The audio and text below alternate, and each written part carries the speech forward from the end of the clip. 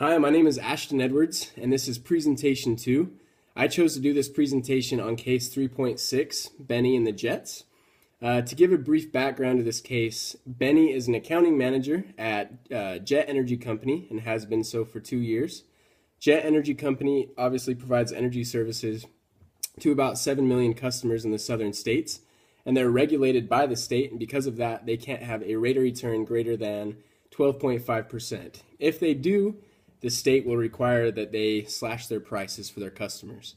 So Bennie, in his time working for this company, has noticed some reclassed entries taking rebates to accounts that lowered the rate of return and therefore kept the state out of their hair and allowed Jet Company to keep their prices high and where they wanted to keep them. So after 2 years of noticing that, Bennie has decided to come clean. So I'm going to go through this case and we'll go ahead and start at what arguments Bennie is going to have to counter coming clean after 2 years. So I came down to 3 arguments that he's going to have to counter. The first being that there are going to be many that say the industry should not be able to be regulated in this way. So the company should be able to have whatever rate of return they want. If the customer is willing to pay for this energy services, they shouldn't be able to. The state shouldn't be able to say you can only have a 12.5% return. So some opposers may say that.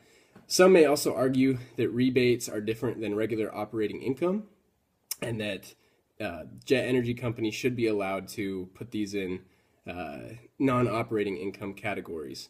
There are also going to be people that question why Bennie is coming clean after 2 years. Did he have anything to benefit in those 2 years? Did something happen that caused him to come clean now? So he's going to have to answer for that as well. So what's at stake for the key parties? First, Jet Energy Company, obviously. If Bennie comes clean, they stand to receive many fines handed down from state and local government. Also lawsuits that could come from customers. And they also lose their reputation in the market. So they have a lot to lose by engaging in shady business. And Bennie also is a key party that has a lot to lose and maybe a career to save.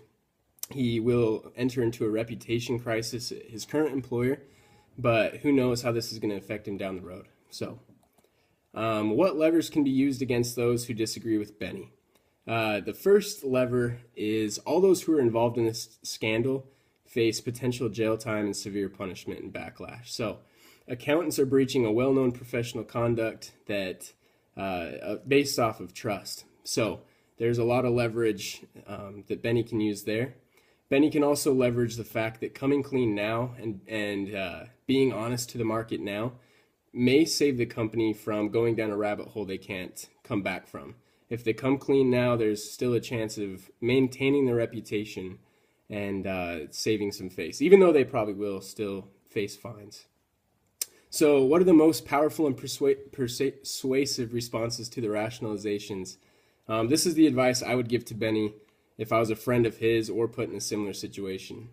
Bennie's integrity and peace of mind are worth more than loyalty to a company who's engaged in bad business.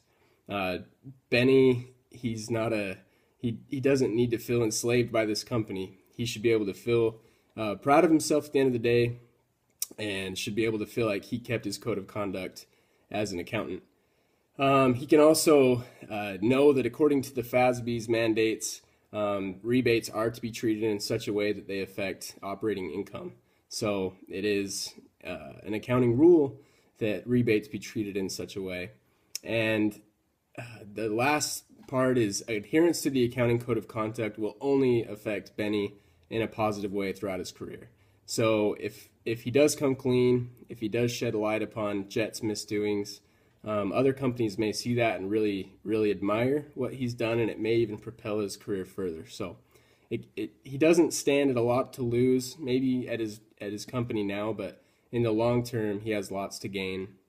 And if Jet is a smart company, which it sounds like they may not be, but companies who deal in good faith tend to have a track record of long-term success, not just short-term gains like they're engaged in. So I definitely think Bennie is doing the right thing by coming clean and should be as transparent as possible as he engages in this process. Thanks.